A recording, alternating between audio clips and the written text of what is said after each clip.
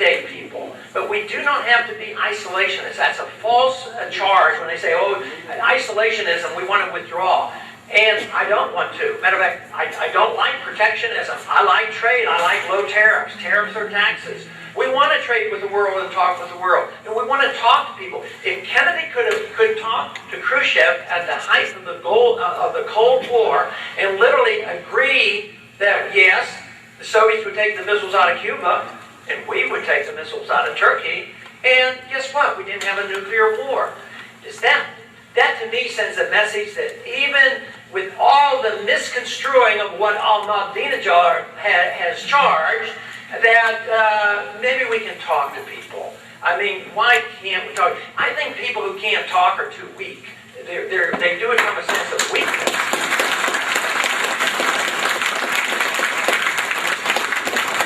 But there are a lot of things that we must do. I think a change in foreign policy, and just recently I introduced legislation that's called the American Freedom Agenda, which deals with about 10 points about our attack on civil liberties, dealing with our position on the FISA courts, our position on torture, our position on secret prisons, and using testimony that's kept secret, and we don't hear the person or see or know the person who is making the charges, and whether it has to do with torture and habeas corpus, all these things. This bill deals with this. Because this is the true undermining of our liberties here at home. And it has been well said that in times of war, that we are more likely to lose our liberty. And there was one individual that wrote, Randolph Bourne wrote, "War is the health of the state," and I believe that. And if you don't have a war, sometimes they want to generate the sensation of a war, even if it's a fictitious war. Like, how can you have war against a tactic, and how can it be perpetual? And that's what they're telling us about the war on terrorism, that we have to be prepared so that we as Americans sacrifice our liberties. And this is all connected to the monetary system and to our economic system, because if we don't change our ways and we don't change our attitude on foreign policy and monetary policy and economic policy, we are going to go broke.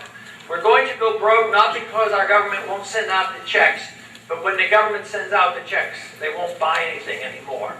And my proposal is not to attack those who are dependent on the government. Although theoretically I can make the case that it would be much better for individuals to be able to work hard and have an incentive, with the additional caveat by saying that if you work hard and you earn a good living, you ought to have the right to keep everything you earn, and that, of course, is why I oppose the income tax in its entirety.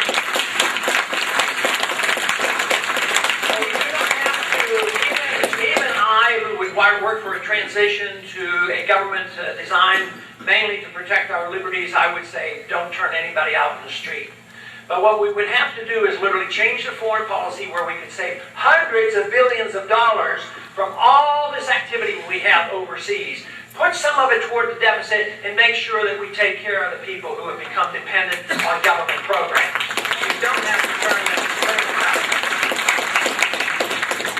But we live in an age today that is very precarious because we as a people have lost our confidence in freedom. We now think that freedom really doesn't work. Freedom doesn't work because there's always somebody that's going to fall through the cracks, and we can't trust the people to take care of themselves. So we not only are now encroaching on our freedom of speech, and of course we get involved even in our churches now on what we can say in our churches and synagogues and in our mosques. If you say something political, that you might be held accountable for that. If that is the case, then there's an encroachment on our civil liberties there. But I have never accepted the idea that governments ought to tell us exactly what we should do with our bodies.